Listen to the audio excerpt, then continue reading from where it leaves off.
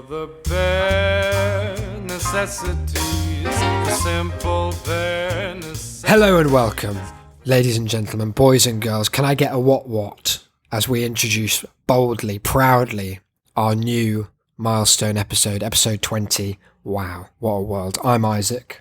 Joining me as always.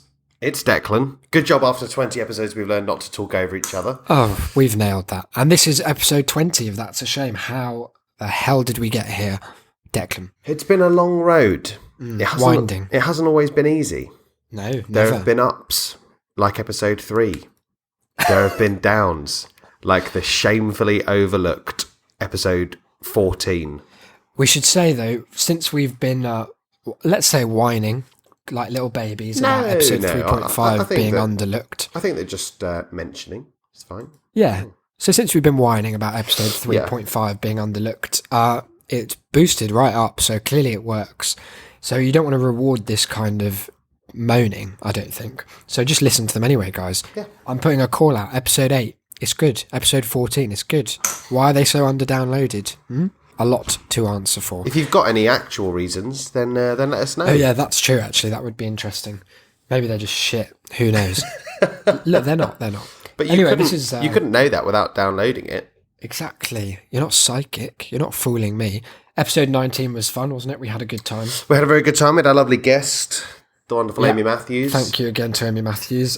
Confusing editing process that one was for me. Very good. That's what we like. Keep you on your toes. The first time I exported it, it had the interview twice in different places. And I listened to it, I was like, do you think I've heard this before? Not just for having been there. So it took a little while to perfect. But, you know, we're getting better every day. That's a shame. Look, that finished product, it was wonderful. And I, for one, am extremely grateful to you. Oh, thanks, pal. You liked the intro and outro for the interview, did you? The shame, shame, shame music. Very much so. Good. I think it needs to become a staple. Oh, well, it turns out there's quite a lot of music that involves shame, the word shame as a theme. That's good. So, I know, there'll be plenty to choose from as we move ever onwards. Yes, but we will be having more people on. Oh, yeah, of course. It wasn't just one of those one-time features. No, it was a one-time whenever we can be bothered to organise it. That's the one. But if you'd like to come on the show, shame.city/guest, we'll remind you of that at the end. There's a quick form. It's a barrel of laughs, every single page of it. And we'll have you on as soon as possible. We also talked about our very minimal relationship with the church in the last episode, specifically with relation to everyone's favourite Holy Communion. Well, it's the best bit, isn't it? It's because you get a snack. Yeah, exactly. Everyone's a fan. Because my grandma's really old school. I mean, I don't just mean she's 91, although she is. But she's like quite strict. And apparently there's a rule, which kind of makes sense, I guess. But I've never seen it written anywhere else other than in her own mind, that you're not allowed to eat for a few hours before you take communion because you don't want to like sully the body of Christ with other food. You don't want to have like Cheerios and Christ in your stomach in the same place. No, it's just a bad look. So we'd never have had breakfast at communion, and like as it builds up, I could just feel myself just desiring that host evermore. Maybe that's how they first got people hooked on it. It's like heroin. It's pretty clever. It's interesting that you mentioned that though, because my girlfriend, who much like your own, is a big fan of the show. Despite That being is our good. only sub 5-star reviewer on iTunes. But Yeah, you know, what don't are you fuck going to do? around. What can I do? I love her. Oh. Nobody's perfect. But she was annoyed that I had neglected to mention her own Holy Communion story. Because she used to go to a Catholic girls' school. And despite never having had her Holy Communion, her first communion, she'd be taking the bread anyway. Oh yeah. She wasn't missing out on that Live Christ. dangerous. No. But she told me about one time when she went up and there was a bit of a fumble. I think that maybe the priest was expecting one of those bastards you were talking about who just stick the tongue out. McGee. Yeah. I was worried when you said fumble that it was going to take a very different, darker turn. Anyway, she wanted me to We'll mention. come back to that. If anyone's got any info. Anyway, she went to reach out for the wafer, and the priest also went to push the wafer, and between them they push knocked it, so pushing it forward, offering it out, placing it on the tongue. Okay. And between them they knocked it, and it fell onto the floor. That I don't know what the procedure Right, is, well, but I here think we you have to go. burn down the whole church. So she sort of bent down and picked it up and scurried away with it. And a little bit later, the priest came up to her and he was like, "Look, I've noticed that you didn't actually take your Holy Communion today. You just sort of ferreted it away, but you just pocketed it." It's very observant. And she was like, "Yeah." And he was like, "Well, that's not what the body of Christ is for. It is to be eaten. That's part of the that's part of that's the whole ceremony. That's the whole ritual." Mm-hmm. And she went, "Oh, sorry." And he was like, "It's extremely sacred, and to betray that honor, to betray that idea is very It's a real ungodly." dick move. Yeah. Yeah. And so my girlfriend said, "Well, I'm sorry, but it did fall on the floor." And the priest looked at her and went, "Have you heard of the 5-second rule?" The 11th commandment, as I refer to it. The idea of this. And the Lord said unto Moses, "Verily, hath it touched the floor for less than 5 of your seconds." What an amazing, flip in his beliefs, that it's this, you cannot sully this ultimately holy idea. And then, but also, the 5-second rule, it's unlikely there's any germs. And we've got, good cleaners here. They That's hoover every amazing. night. They're very modern in their doctrine, aren't they? Yeah. The catechism. That's really like- up to date with the 5-second rule. That's like when some of them are like, "Oh, some churches are going, we can have female pastors now." Mm-hmm. They're also up to date on Food Standards Agency. Yeah, it's really good. stuff. They've got their 4-star rating. That's all you need, as it turns out. I had one more thing that I wanted to... It's quite a brief mention, but I wanted to get the wording right because it was actually... took me a really long time to find because we were on a call kind of planning this show in a loose sense beforehand, and then I went quiet for about 15 minutes because I was trying to find a 5-year-old Reddit post, which was one of the first things I ever saw. I think it might have been why I made an account to comment actually on this. And what it is, I won't beat around the bush. One of my grandma's ex-priests is now in prison for sex crimes. Oh, that's good. Okay.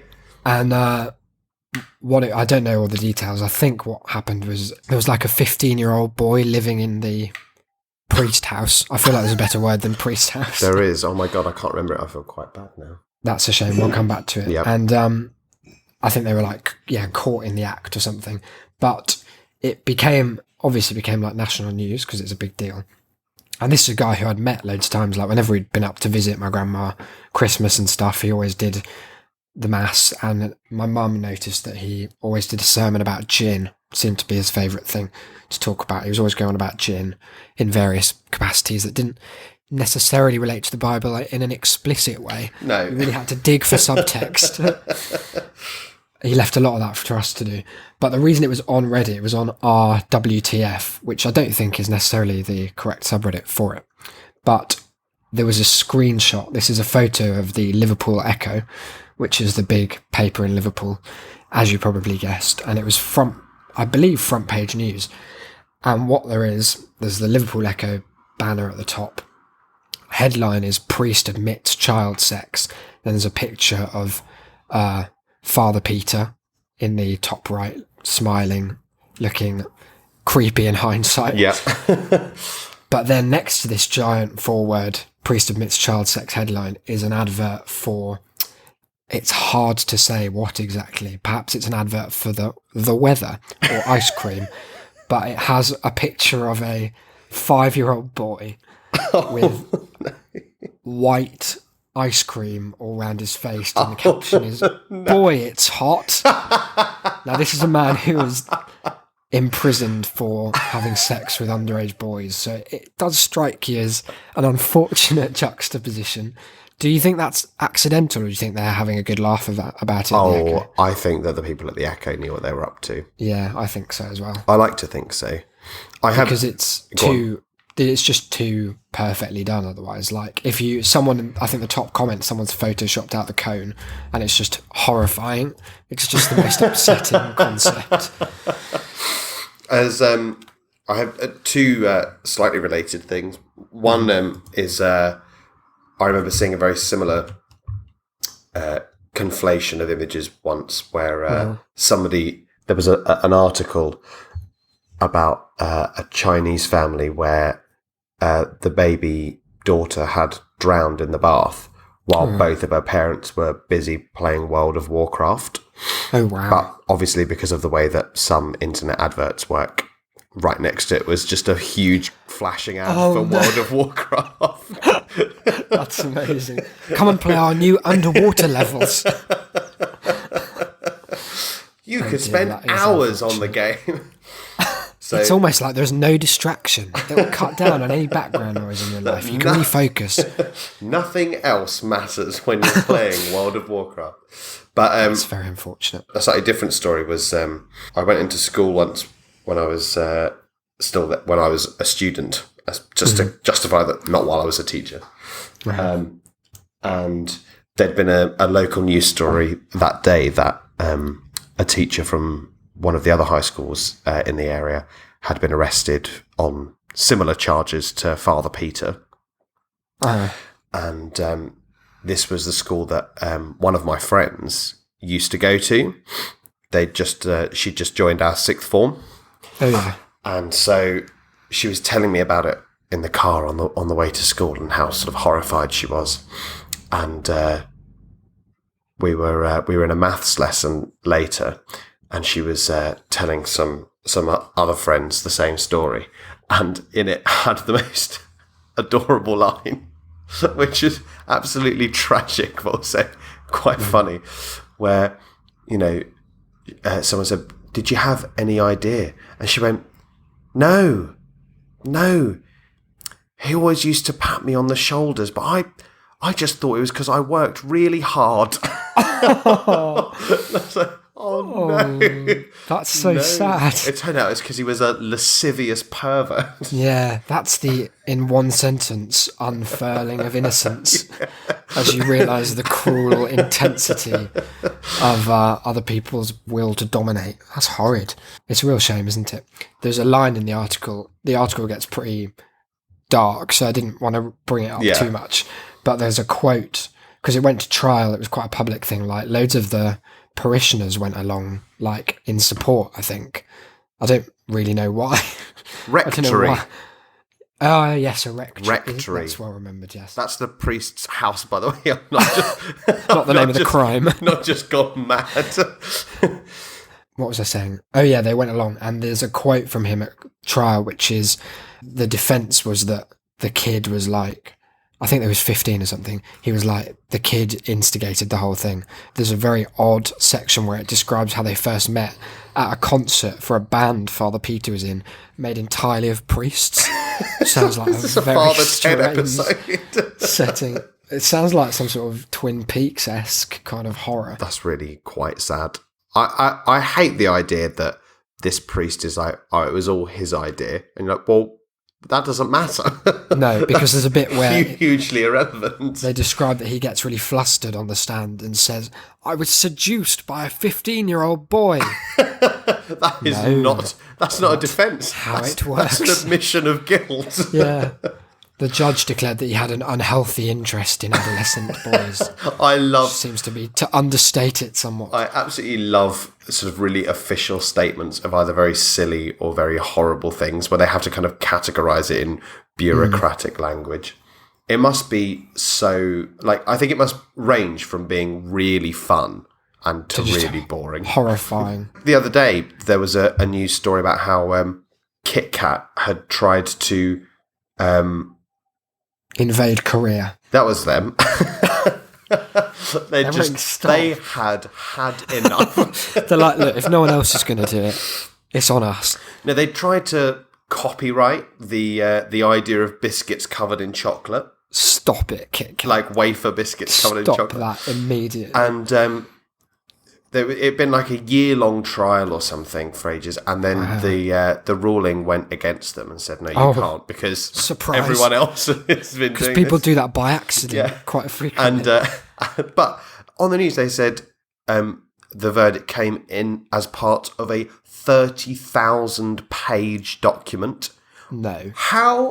What could is there there to say? possibly be that? How can there be 30,000 words to say that sums up to no? Sorry. Yeah, imagine if the first 29.9 thousand are all like a really good account of their argument. Like, the Kit Kat raises some great points about the singularity of the design. But still, no.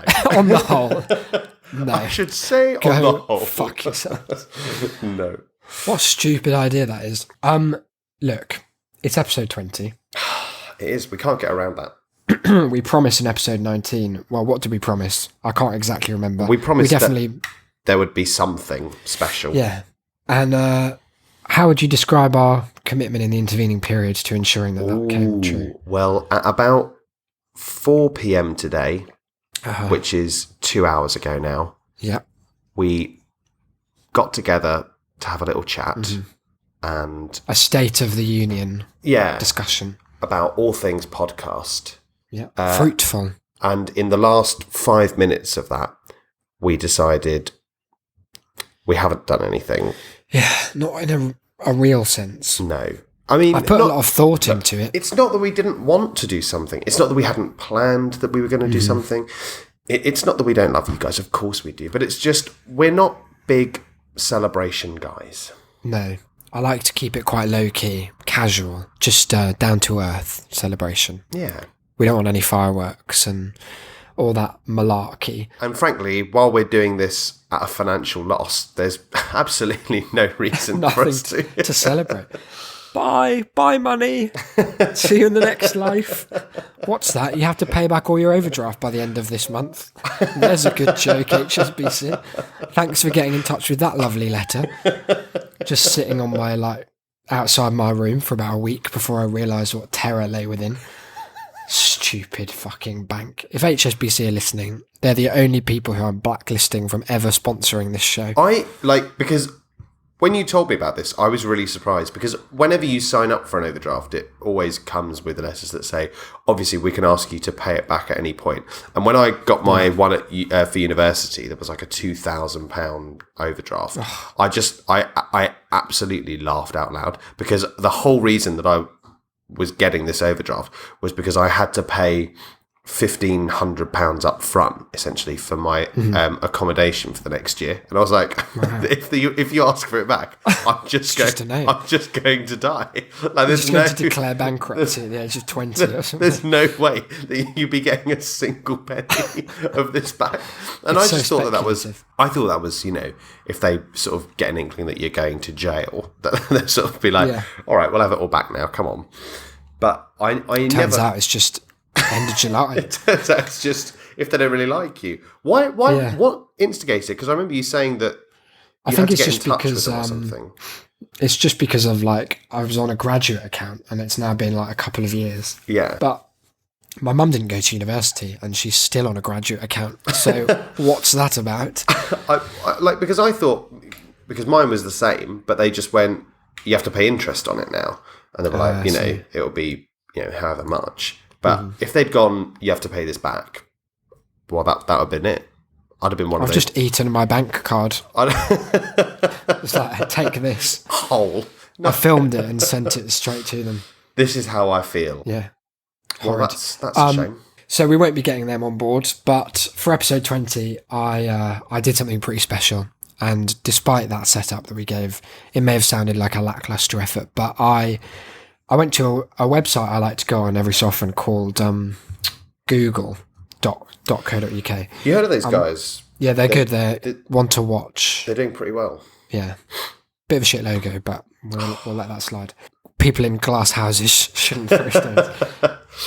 I gave a goog, as we used to say on this show. I had a little goog of podcast milestones for just some ideas, some inspiration about how to celebrate them. But what came across instead was this very long article, which it turns out is actually a write-up of a podcast episode. You know that bit of advice we keep getting to release a transcript for our podcast that Could you we're imagine simply never going to be able to do? anything more boring, cumbersome, time-consuming? And I just don't think there's any... It's a lose-lose because no one wants to read this. No. I mean, it's... If it is at all entertaining, all the entertainment would be lost in written form. Yeah. But yeah, I came across this transcript of the Audacity to podcast, which is a show I've heard of before. I think they probably started as like tutorials about how to use Audacity, but now they're one of those big... I kind of hate shows like this, really, where, or not even shows, just blogs in general, where someone has realised that if they position themselves as an expert in their field, then they'll just have an audience forever for no real reason, other than just offering like fairly asinine tips about don't forget to save your file. Oh, good, thanks. When you release your podcast, make sure to tell someone. Don't forget to have a title. Oh, thanks, Audacity to podcast. So this is from their 201st episode. Just found it was released on my birthday, December 1st in 2014. And it's called How to Celebrate Podcast Milestones. So here I thought I've landed on an absolute treasure trove, the gold mine that will be ideas and just really innovative ways for us to buoy up our listenership and really enjoy this milestone with you guys. I'll just read some of it too. You can start to get a sense of my excitement here. Go ahead. Podcasting can have many milestones, episode numbers, anniversaries, and more. This up on already sounds like some It sounds sort like of our binary SEO options. bullshit that we've written. Here are some suggestions for celebrating your podcast milestones. Now, I don't want to undermine the first point, but it's not something we've done a great deal of. The first big title is Plan Ahead. Oh. We've really, in the entirety of this show, mostly, you know what, I'm going to say in the entirety of our lives, eschewed the whole idea of planning. Yeah. Got rid of it. Look where we are. Dispensed with it. Losing money hand over fist. Clambering our way out of inevitable debt, only to fall straight back in. Ever back into the dark clutches of bankruptcy. We've got about 2/3 of a job between us. That's the one. Yeah. You work each weekday, but for 1 hour. And you work nights. So between us, we're the original odd couple. The sun never sets on our failed labour attempts. If you want a good podcast milestone, you need to start your planning several weeks in advance. Fuck me. Imagine As that. if. I've never started my planning of anything several weeks in I advance. started my own dissertation on the same day that it was due. Yeah, this is a true story, listeners. So that was the culmination of about 50 grand's worth of my future and 3 years of my life. If they think we're getting out of bed to plan episode 20, you've got another thing coming. Weeks in advance. Yeah. That's, if we started planning it 3 weeks in advance, there'd be 6 episodes in between. Anything could have happened. I could have been replaced by that point. I thought about it. Episode 18 was a real turning point for me. I was faltering. Episode 25 is just going to be neither of us. It's going to be Amy and whoever our next guest is.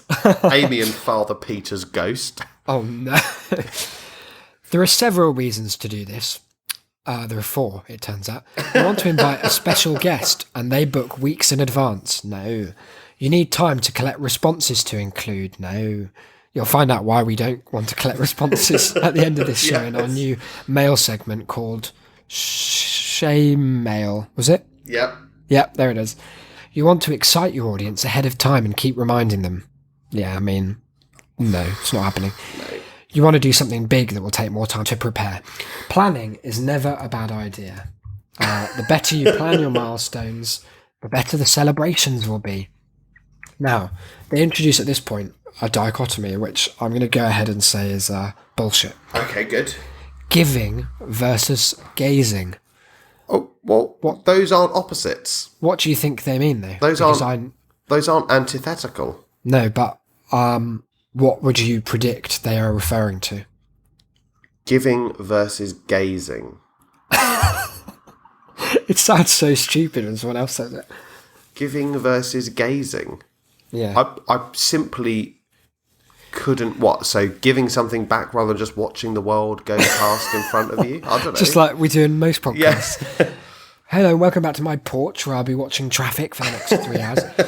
Most milestone celebrations, they say, come in one of two forms: giving value or, quote, navel gazing. Fuck off. You would be giving value when you make the celebration about your community. This could directly involve other people, or you could have a great idea for valuable content to help or entertain on your podcast milestone. Right, well, okay, let's talk a bit about our community, shall we?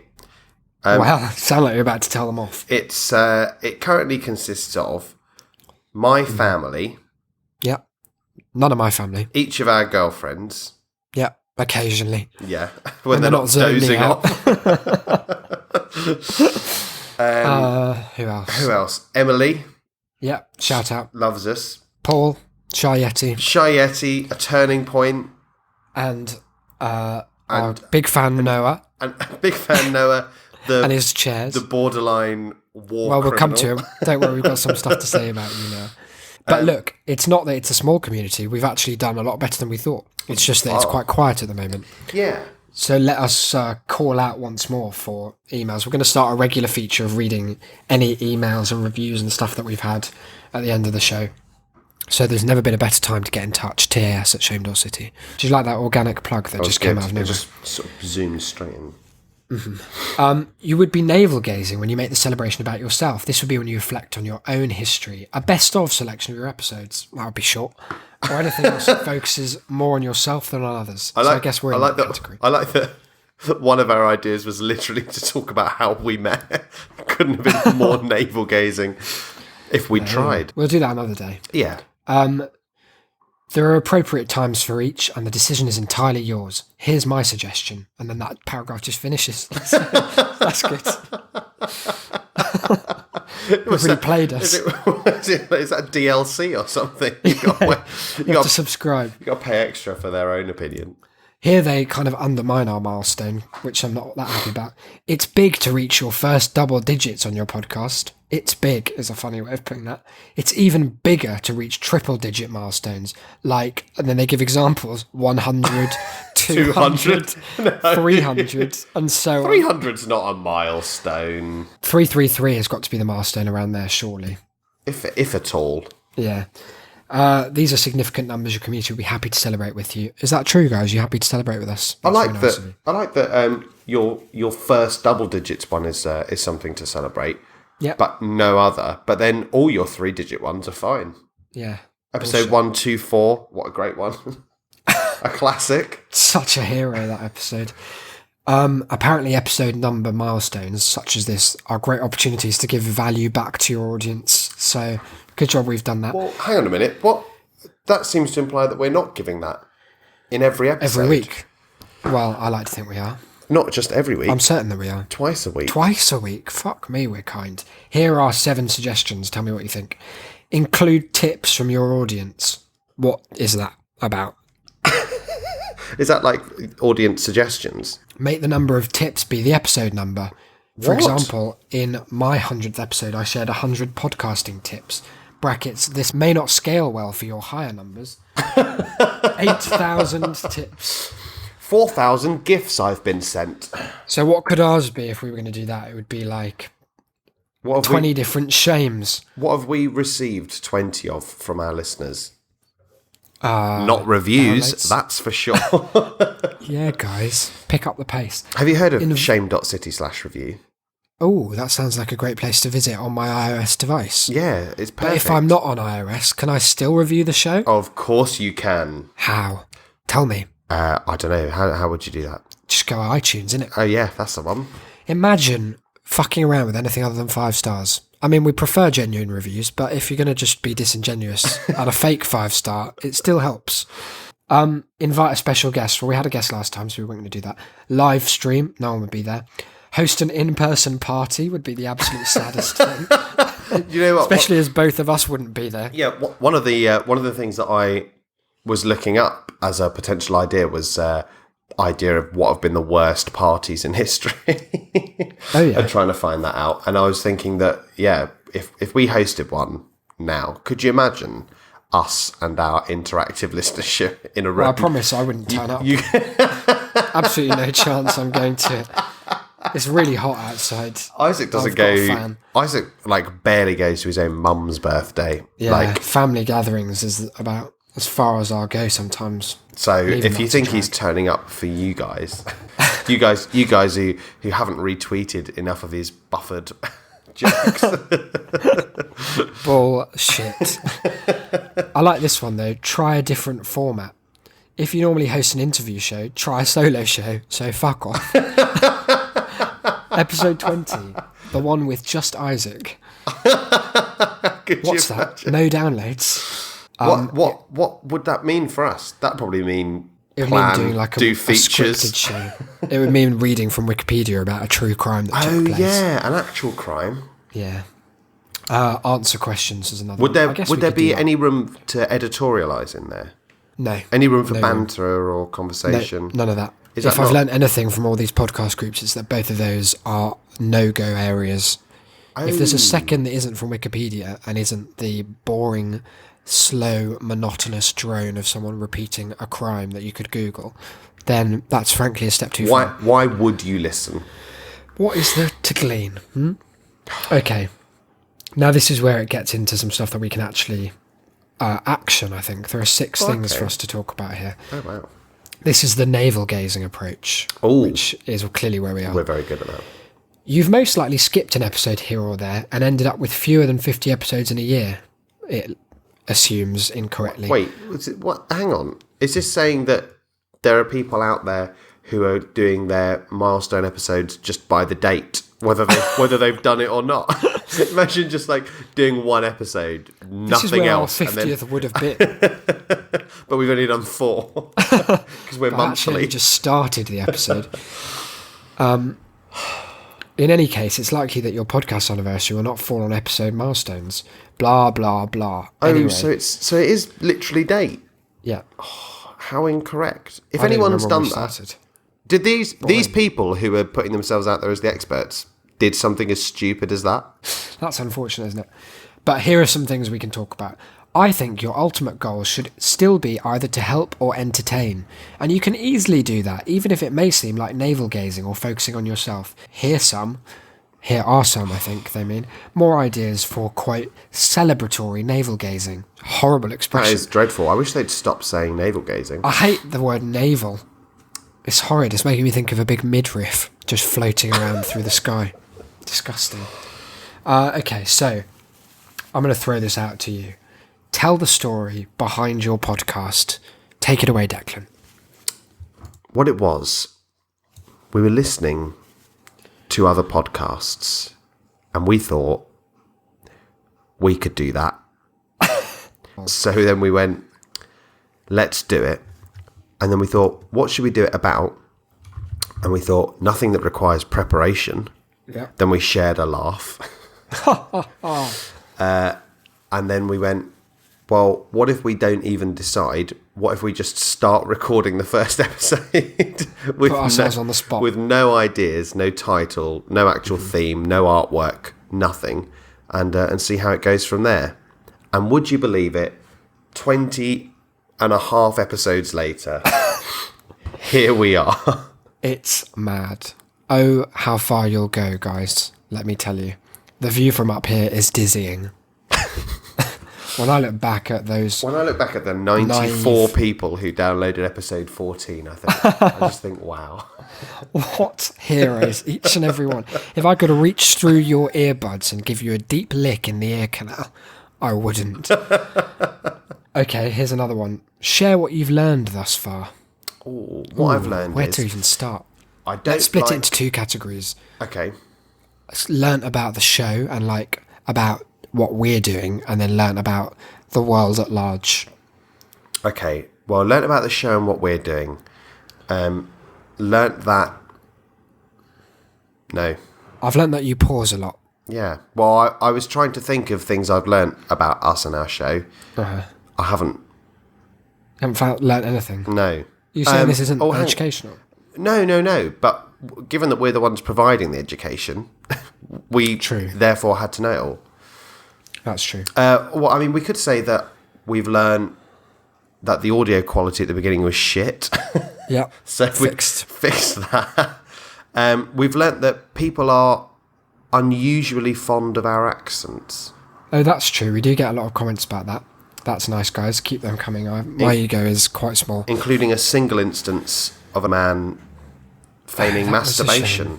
Yeah, now that was a bit of a worry because we're guesting on that podcast tonight. Look, should we be feigning masturbation as our...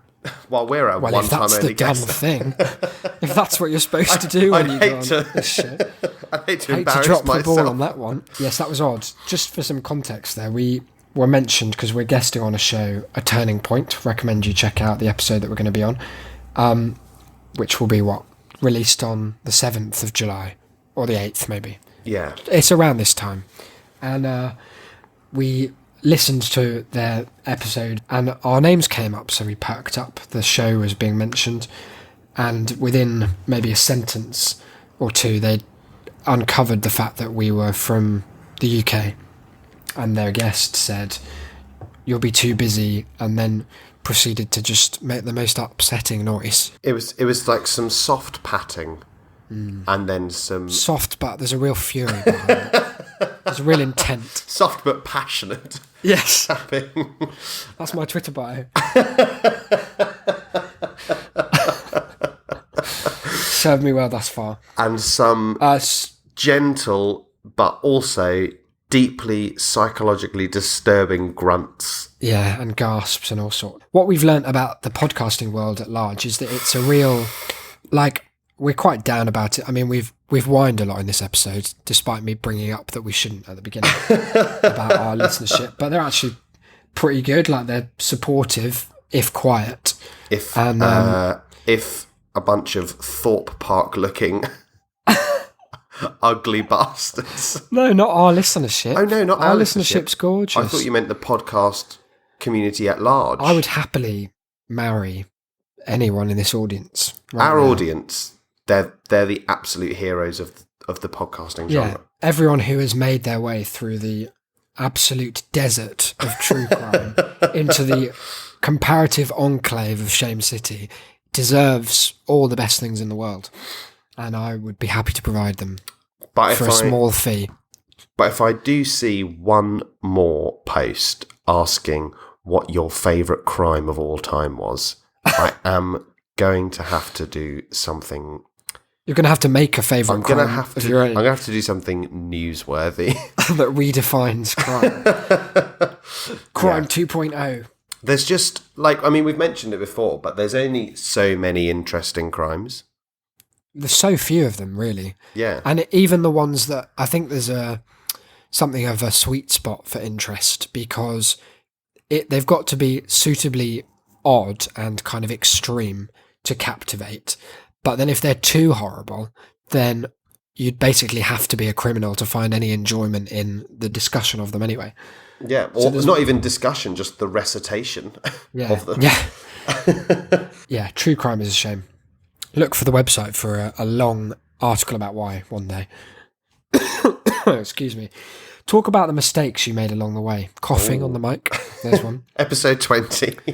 The whole of episode 20. That was a big write-off.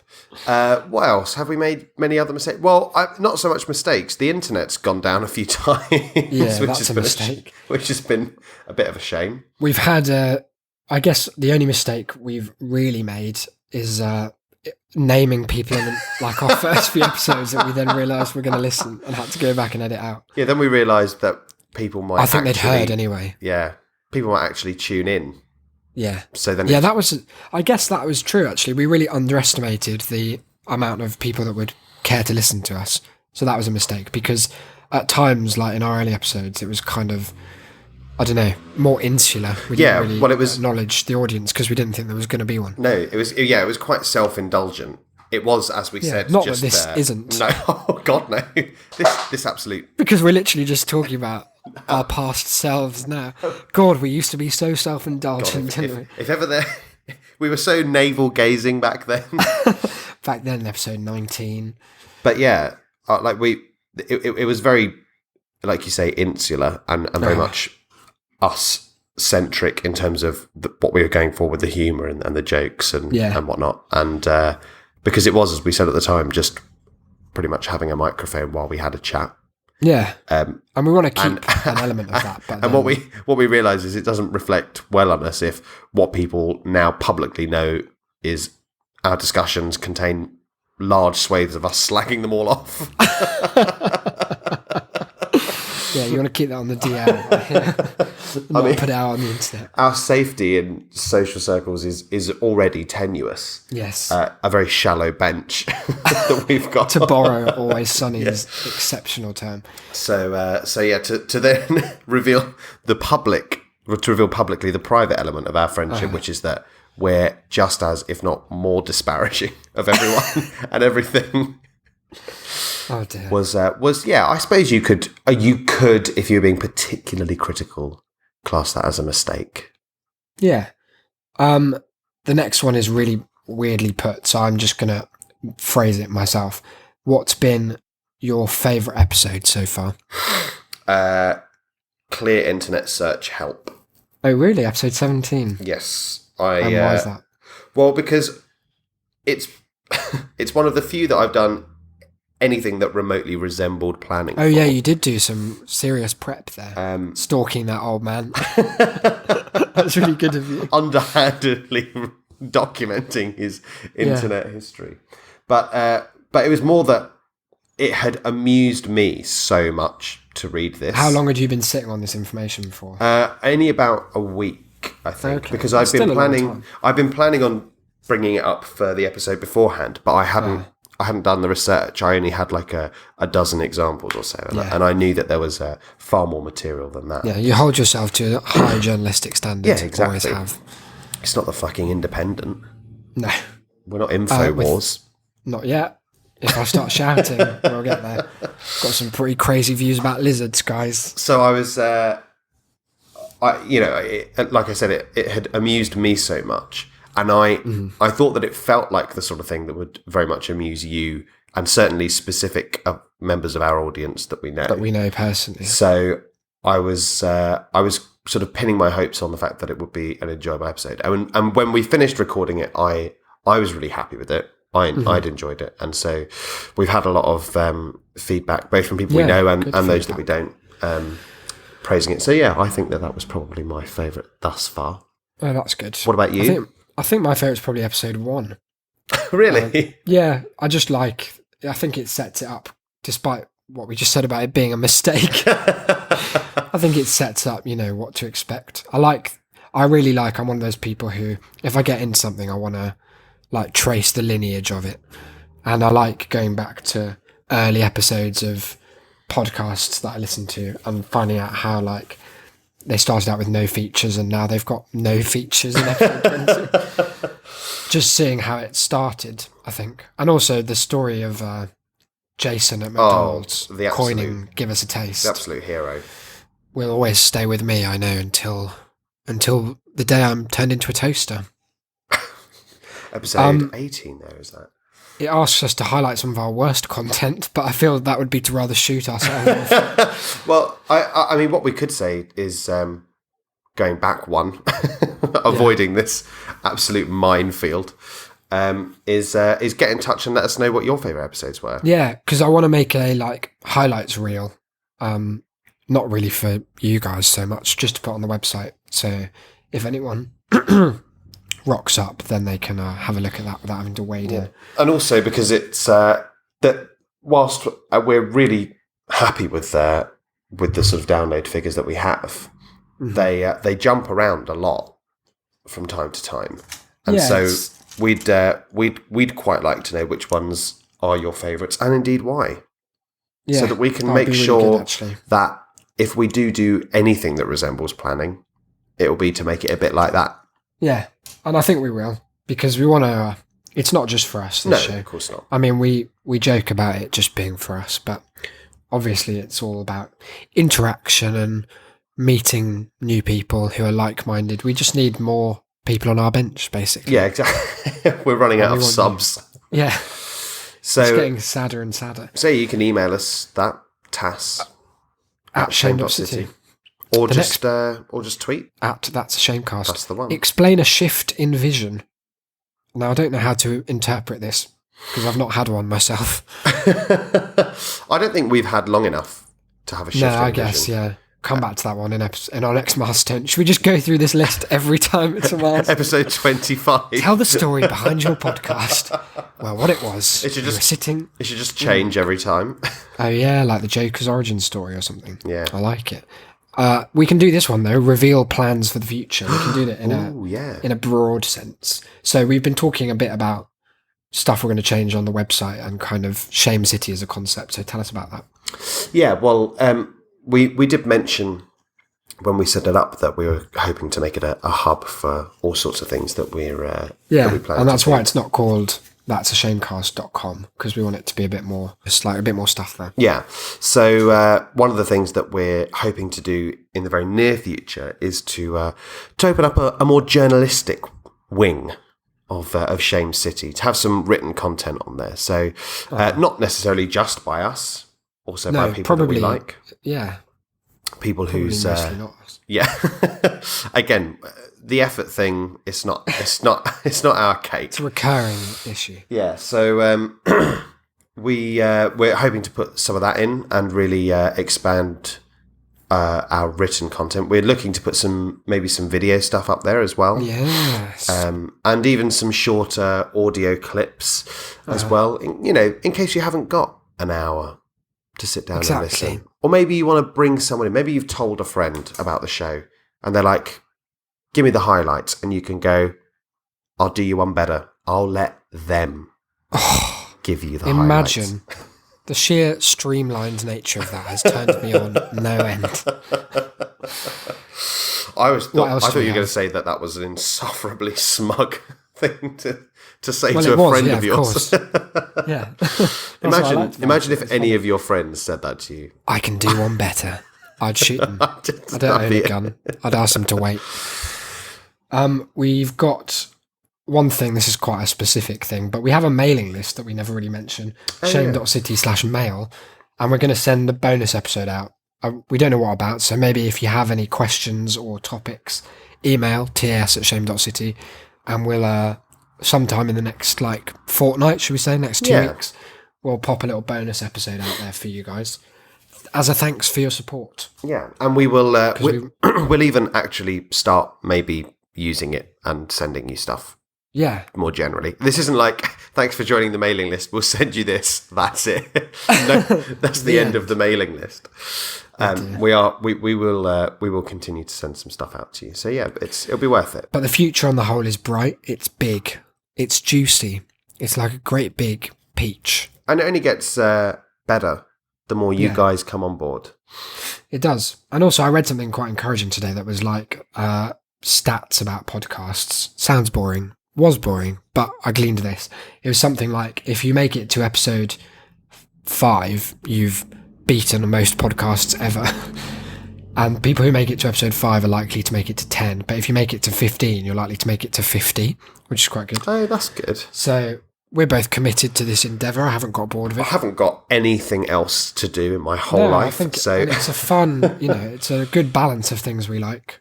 The sound of our own voices, talking to people, email as a concept, forms.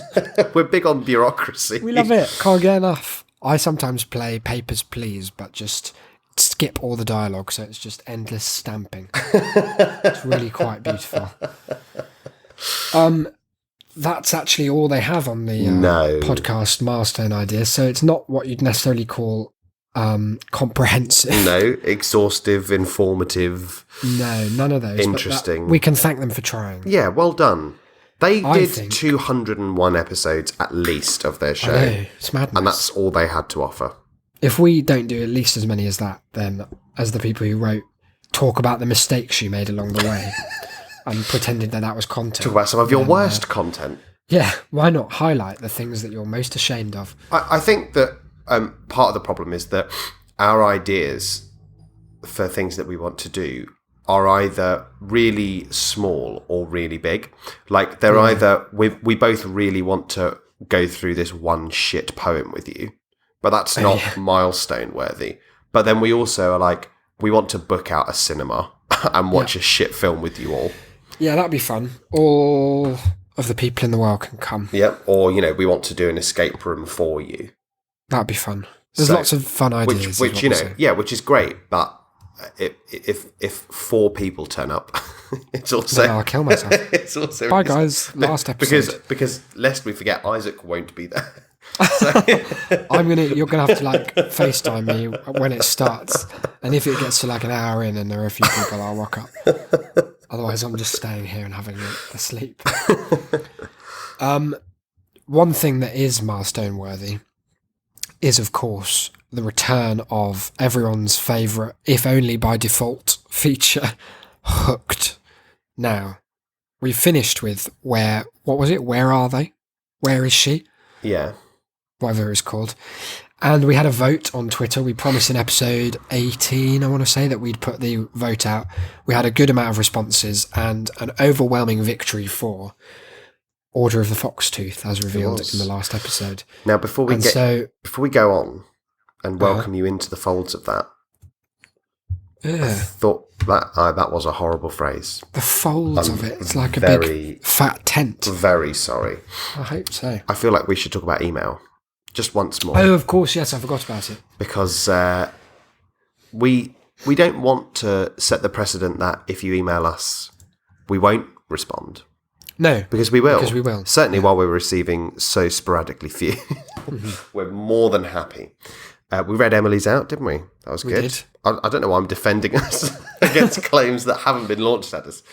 I'm just, it's not like we're sitting on 1,000 emails that we've not bothered to look at. Just sat here sweating. Fuck off. Deleting I have a them filter all. that sends them straight to spam. No, we don't. We're going to make a regular feature because we do have enough email semi-regularly to do it. Probably maybe every other episode we'll end with a mail segment. Sundays. So it can be thoughts, questions. Well, if we're only going to do it Sundays, we could call it Shame on Sundays. Shame mail. Yeah, okay. No post on Sundays. Whatever. Ooh. We'll come up with a name. Yeah, who really cares? Currently, it's called Shame Mail. Yeah, or Sham Email, as it also reads, which is a shame. That's a sham. So we've had an email. We did. From what's interesting? Our good pal Noah. What's interesting about this email is that it's very unique. It is, yeah. It's very noticeable. It stands out. And yet neither of us actually mentioned it. No, because it came at a weird time in my day. And I think I probably thought I dreamt it by the time I thought of it again, because it's just a mad thing to receive. But then I was sat in a pub the other night. Nice. With a good friend, Joseph D'Angelo. Shout out episode 6. That's the one. Who winks to mortality. That's him. And I got a message from Isaac that said, have we spoken about the fact that we got an email from a Nazi? Now, I want to rescind that statement because it doesn't appear that he is a Nazi. It's just a general question about Nazism. What we're saying is he could be. Yeah, could be. There's as much, if not maybe slightly more, if I'm being a bit harsh, evidence to say that maybe he is. But look, I'm going good cop, and I'm going to give him the benefit of the doubt. Either way, it's not every day that you receive an email, the subject of which is pro-Nazi films. And that's it. It's, there was no content to the email. That was just it. What do you think? He's read one of those books, Noah, about, how to grab someone's attention. Oh, yeah. A big subject line that just shouts for you to read on. Because read on we did. It would have been really good if the rest of it had nothing to do with that. It was just a device to catch our guys, attention. Love the show. Bye. So here is Noah's email. Yeah. Have you noticed the lack of big budget pro-Nazi movies coming out in theatres? Let's start with this. I hadn't until it was pointed out. No. I suppose when it's not something that you'd necessarily expect from the industry, it's not a classically, at least not in the last 50 or so years, pro-Nazi medium. It's not, no, Hollywood not big on the whole Nazis for some reason. No. They're, in fact, if anything, they're often employed as the villains. Frequently. Even decades after the fall of the Nazi Party, they somehow, if they really need a scapegoat for all the evil in the world, they just bring them back. They quite often time travel or zombify themselves back into a plot point that would otherwise be irrelevant. They've been working underground. But he's right. He's a real analyst. He's noticed that there is a gap in the market. Yeah, as he says, economist that he no doubt is, it's an entire market untapped. Exclamation mark. Oh yeah, don't forget that. So pleased. Wow, it's an entire market, this pro-Nazi film. Now, what's really interesting is that at this point, Noah hasn't made any suggestions to us. No, it's just statements of his own curiosity. However, it seems that he has assumed we would have picked up on the real intention of his email. The subtext, yeah. Which is that we would, of course, naturally, who else, be the people to turn this around? We'd be the people to steer this ship in the direction of a pro-Nazi movie. It's bold. Now, look, some of the things we've said, they may have been rocking the boat a little bit. Like what? Well, like when I said everyone at Thorpe Park was ugly. Yeah, but I don't know that we've given off a particularly anti-Semitic vibe. No, it's not one that I was aware of. So the next sentence boldly says, not particularly pro-Nazi? Noah asks. Well spotted. Not particularly pro-Nazi. You're right. I would not count myself as that, yeah. Perhaps frame your production, there being the first instance of ever having mentioned it. Yeah. It's like he knows we've been working on something for a while. Perhaps frame your production as a Taming of the Shrew-esque satire, where it's only really a satire because scholars want to argue it is unfathomable a 16th century playwright could be a misogynist. Now, to me, this I really like this sentence. This feels like Noah's had a paper rejected from a big journal where he claimed that Taming of the Shrew isn't a satire. It's not at all. Shakespeare was just a dickhead.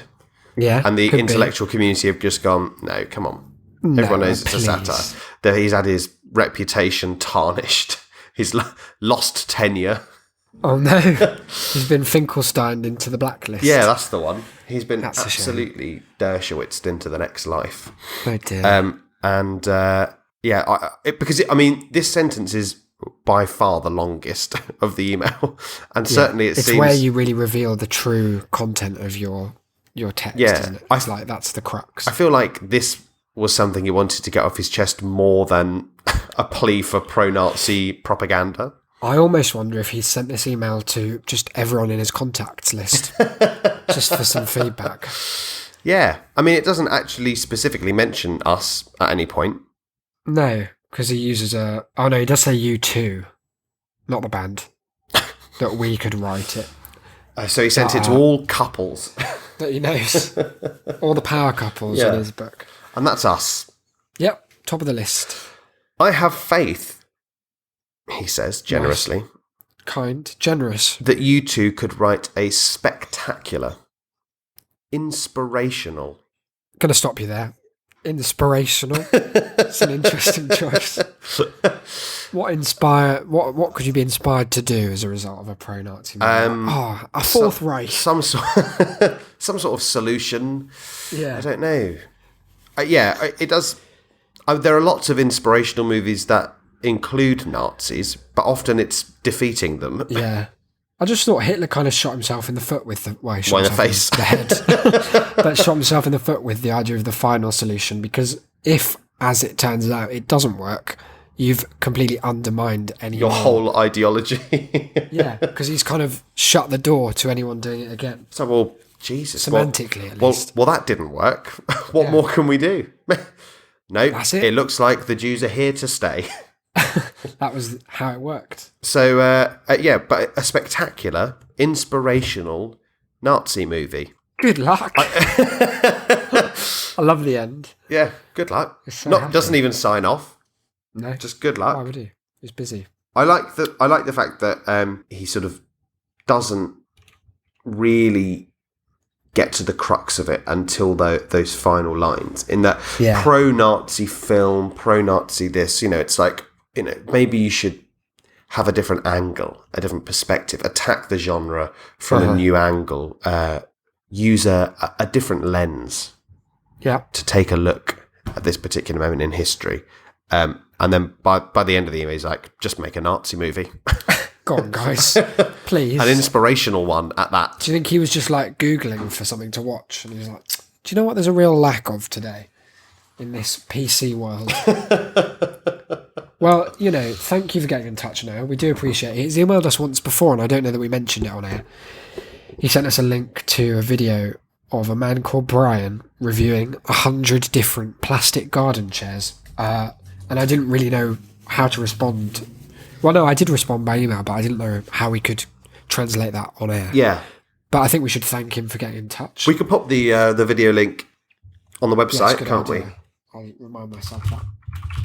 I mean, is this a commission that we're willing to take? I'm going to say probably not. No. At this stage of our career. It feels like it would be a bold but potentially dangerous way to begin any venture into the You'd have to have industry. the satire so incredibly honed so as not to be accused of all kinds of contraventions of Geneva. I mean, if we remember that, the 1990s saw the one episode before cancellation run of Heil, Honey, I'm Home. Oh my God, yeah, we should link that as well. Definitely. The failed sitcom about Adolf Hitler and Eva It's Braun the weirdest thing. living next door to a Jewish couple. It's such bizarre nonsense. I mean, why did even one episode get made? I don't know. It's really baffling. How many people had to greenlight that? It's another of those fairly optimistic things, though, where you're like, if that got on TV, surely anything that you accidentally wrote could also end up. What I like about it as well is the first episode, because it's strangely historically concerned. I mean, not in any kind of factual sense, but the first episode is that, like Chamberlain's coming for dinner and he wants to distract him from his actions in Czechoslovakia. It's very, very there's odd. a weird contrast there between we're trying to get some of the real history in there and also it's a comedy about a man responsible for the most infamous genocide in history. It's very strange. I wonder if anyone at any point just sidled up to them and were like, do you think this is maybe a bit tasteless? No. Come on. Fuck off. This is the 90s. We're experimenting. It's a real shame. What I enjoy as well is I had a look on the Wikipedia page a little while ago and only one person involved with it even has a Wikipedia page. So seemingly it was... Was it Hitler? That was him. Whoever played Hitler? No, it wasn't. It wasn't whoever played Hitler. It was someone else. I mean, that is a career-ending role. Yeah. Are you the guy who played No. Hitler. Oh, no, it was me, yeah. Imagine, like, Pop, do you think... Leave the audition. Do you think he puts it down on his casting call pro as he played Hitler? Famous politician. In Downfall. He just doesn't say where. No, I think he says, like, pop culture icon from the 40s. I'd never specifies beyond that. Wow, this guy's versatile. Really made waves in the international community. Things up. Yeah. Everyone wanted a piece of him.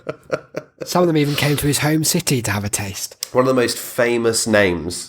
Thank you, Noah, for that email. We'll continue to read any and all correspondence that makes it into our inbox. That's tas@shame.city, isn't it? That's right? That is the one. Yeah, lovely. If Cool. you've got suggestions for any other films that we could make, whether they're based around genocide or anything else. Yeah, which political party should we lionise next? We don't want to be... A Nick Griffin biopic.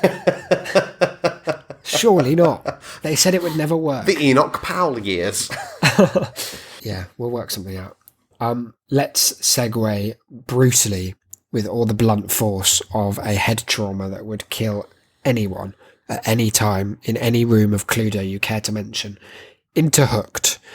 The Order of the Foxtooth describes itself thus: 2 college roommates, 1 mysterious cult, endless dark secrets. Tantalising, I think you'll agree. Episode 1 Of a billion. of 5. Strap So there's plenty to get through, yeah. strap in.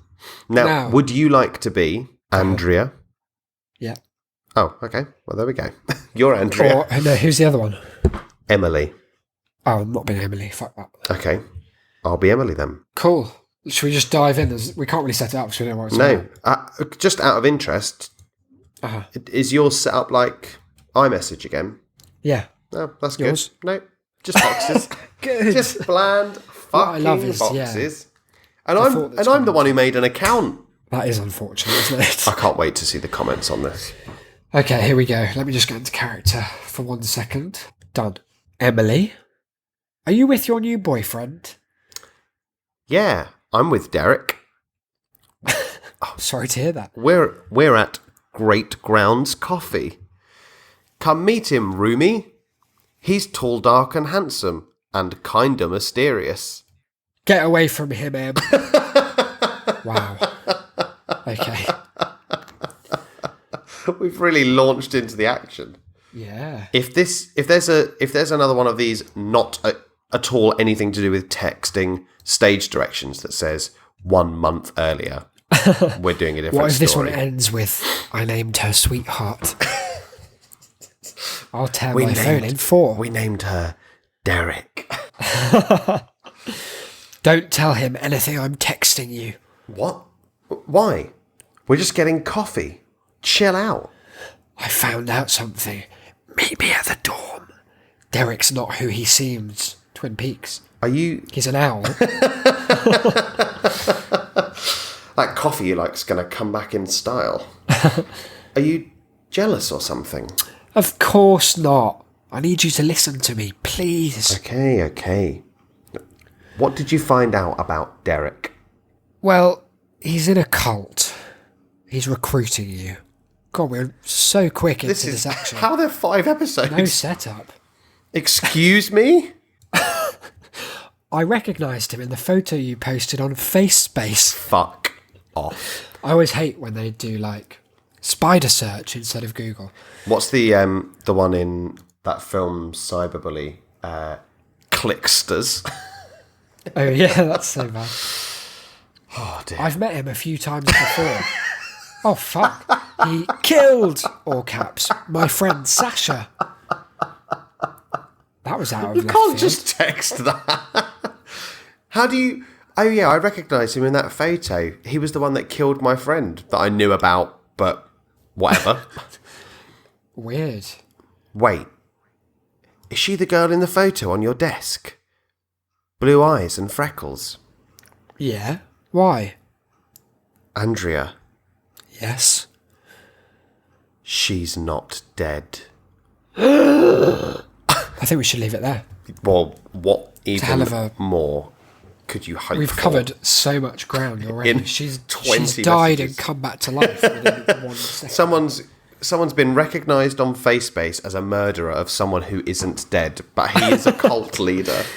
It's really quite a powerful bit of art already. I can't. Shaping up I to, mean, Jesus Christ.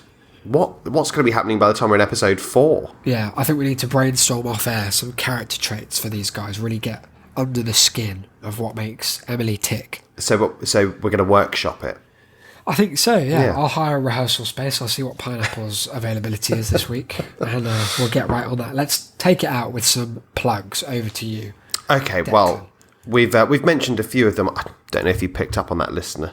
It was very organic within the show it was. itself. But obviously, like we say, you can email us at tas, T-A-S, at shame.city. Or if you would like to sign up to our mailing list so that we can get in touch with you, that's shame. And you get a bonus episode. Wow. Oh my God. What It's going to be the best one ever. more could you want? It'll be just as incredible as our episode 20 milestone episode. Just as planned. Yeah. So if you want to get onto that, shame.city/mail. If you'd like to come on the show, if you think that you could be anything close to as wonderful a guest as Amy Matthews, Shame. And you have Chrome and a mic. Yep. Shame.city/guest. Perfect. If you'd like to review us as... Yeah, come on, guys. Let's get some 5-star reviews down our belt. Yeah. Under our belt, I meant. What an absolute Father Peter you are. Oh, no. Then head to shame.city/review. Or just go onto iTunes and review. Yeah, either way. We don't care how you do it. Just no, nothing just other than 5 stars, please. Oh yeah, don't be. Let's not be silly. Don't be. Look, I've already got one relationship on the rocks because of a 4-star review. I can't think do how anything good like you'll feel to review at 5 stars. It really feels good to spread that love. It really I think does.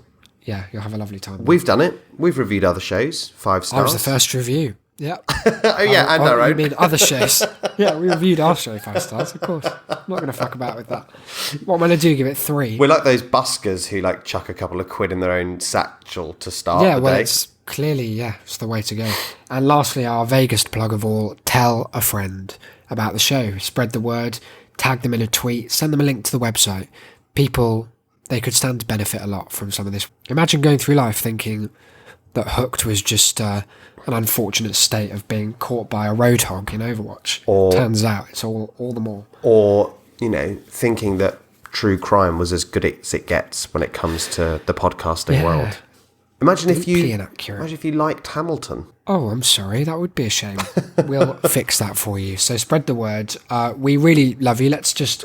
Episode 20, I'm reflecting very briefly now on our listenership, and it's gone from strength to strength, really, and we very much and sincerely appreciate all your support. Even if, you're a little quiet, guys, you're a little not that forthcoming with the reviews, we can't do you for it, but know that you could be even closer to our hearts if you just got in touch. We want to, we want to meet you. Even if it sounds like we're just moaning and whining, we're doing that because we know that's what you want from us. If we turned up every week and we were called "That's a great," you wouldn't listen. No one wants we were just pointing at different flowers that we like. You're not going to tune in for that biting cynicism. Various charitable deeds that have been done that week. Yeah, it's not for us and it's not for you. So come into shame.city, get in touch by email, Twitter, at That's a Shamecast. I'm at IsaacBD, Declan at Cynical Declan. And we'll see you on Wednesday. This has been episode 20. What a milestone it was. Have you had fun, Declan? I've had an enormous amount of fun, Isaac. It's been so powerful. I cannot wait to turn my fan back on in my room because I'm sweating like a pig. We'll see you next time, guys. See you then. Have a lovely day. Bye-bye.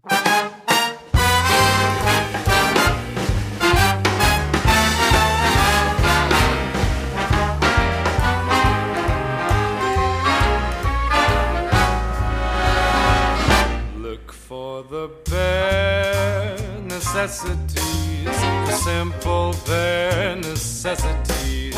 Forget about your worries and your strife. I mean the bare necessities, oh Mother Nature's recipes that bring the bare necessities of life. Wherever I wander, wherever I roam, I couldn't be fonder of my big home. The bees are buzzing in the tree to make some honey just for me. The bare necessities of life will come to you.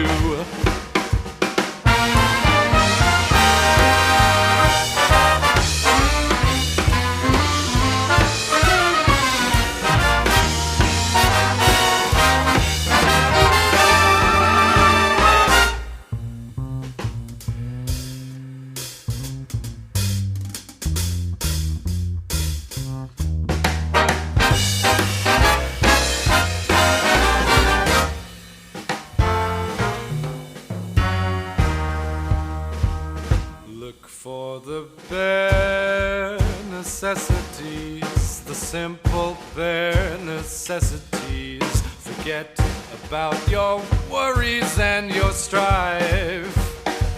I mean the bare necessities, oh Mother Nature recipes that bring the bare necessities of life.